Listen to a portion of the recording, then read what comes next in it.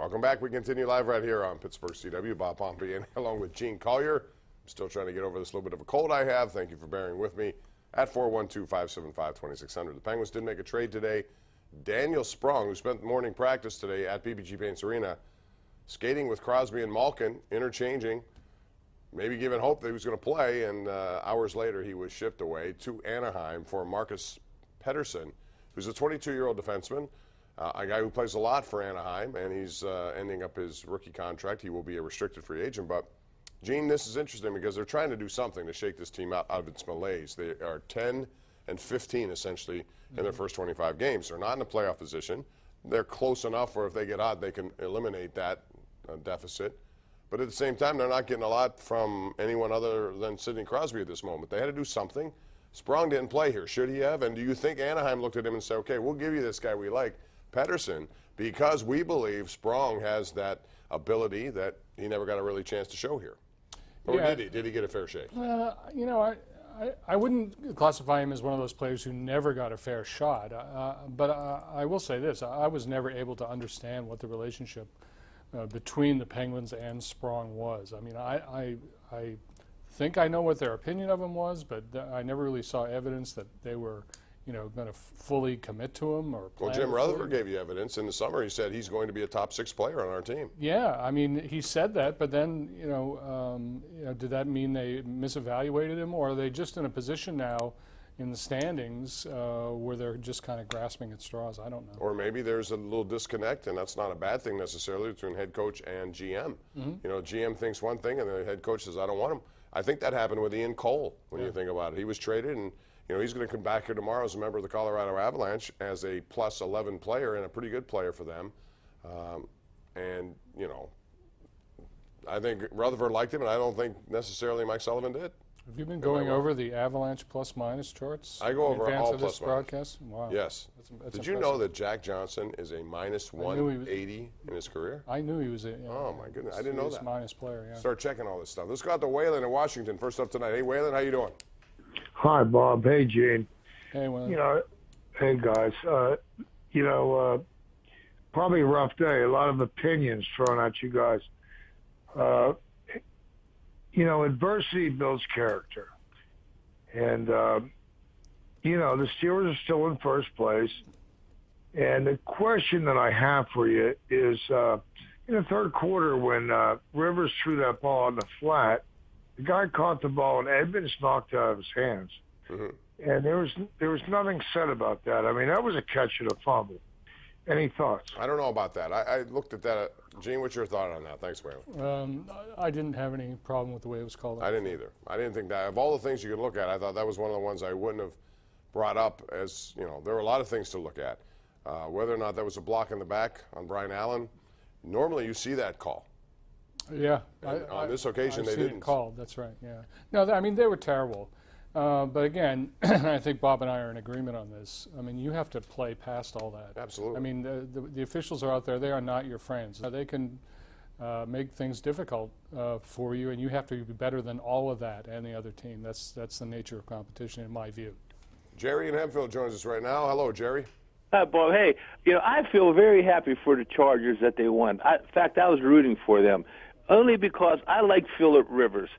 He's a great quarterback. He carries himself very well, and he just never got that team to get over the hump. And now he's finally there with this team, and I like to see him actually go further and win the Super Bowl just because of Phillip Rivers. I think he's a great quarterback, and he's great for the league. So any other team, it would have been different. But with Phillip Rivers in them, I'm happy that they won. So that was my opinion. Thanks, Bob. All right. Thank you, Jerry.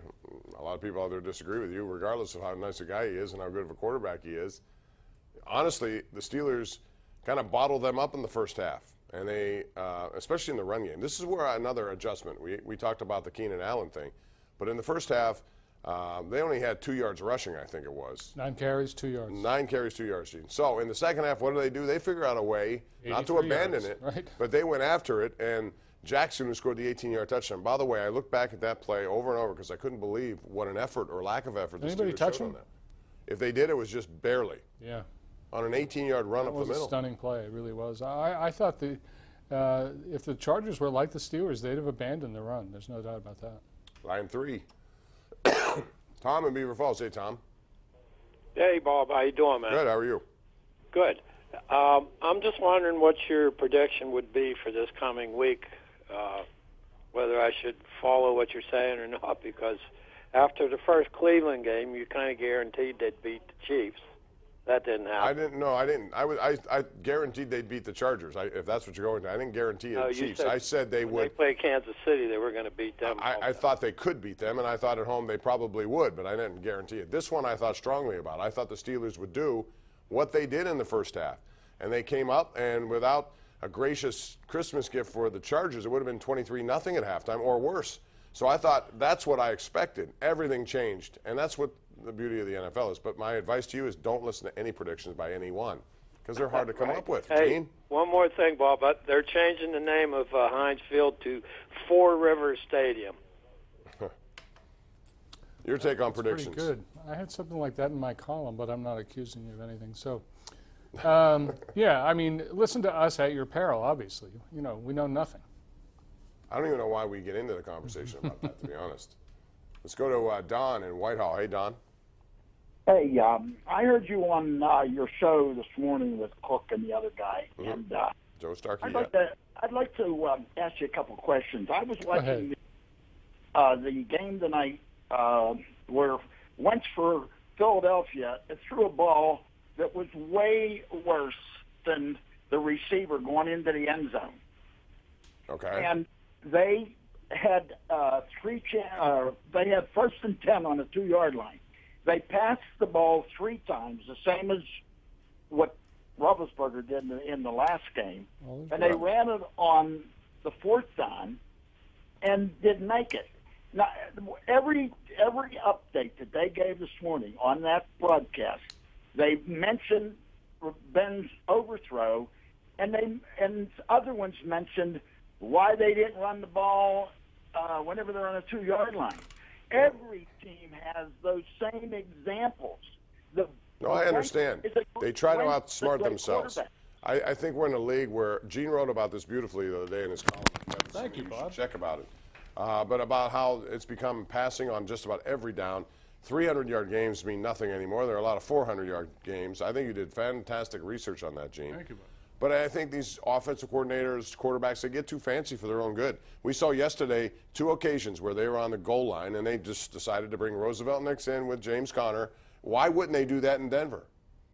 Well, I don't know. I mean, we pointed out on this show before. I mean, if you ever see a defense that the Steelers are going to face, and it's a low-ranking run defense, the Steelers will go out there and throw it 55 times. That's just the nature of the way they think about things.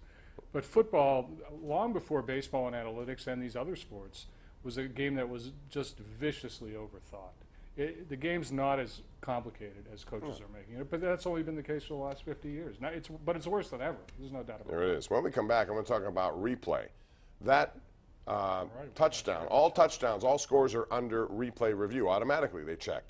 So why is it that they could not say that tackle moved on the replay? If they're in the booth and they're checking out a replay of any score, why wouldn't that be something that could not be, that maybe should be overturned? I don't know. I'm going to ask that to Gene and you. Your opinion's coming up. 412-575-2600 right here live, Pittsburgh CW.